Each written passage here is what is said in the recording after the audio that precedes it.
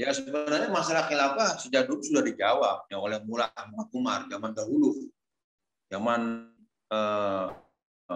pemerintahan Taliban yang dahulu. Ya, ada beberapa orang yang bertanya tentang itu kepada beliau. Beliau menjawab yang hanya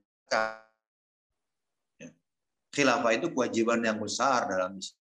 Belum sanggup. Kami baru sanggup lingkup negara kami dulu Afghanistan. Afghanistan sendiri masih banyak, waktu itu pemerintah Taliban zaman Muhammad itu masih dalam kepungan negara-negara. Tidak semua negara mengakui. Perang masih berlanjut dengan koalisi utara. Bagaimana mau bicara khilafah? Bukan waktunya. Bukan waktunya.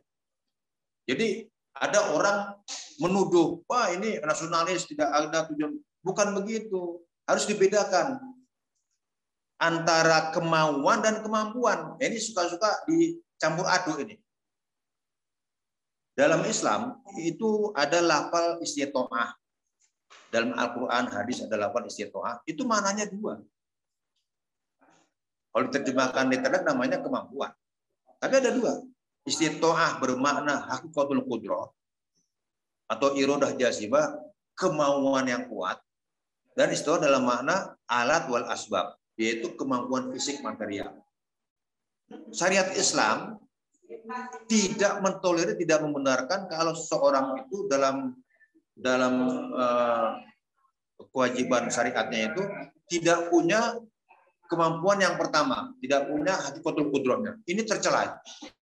Seperti orang kafir dikatakan la yastati'una sam'a wal basar. Mereka tidak mampu mendengar dan melihat. Bukan berarti matanya buka, budak, bukan. Normal secara fisik, tapi memang tidak ada kemauan untuk mendengar.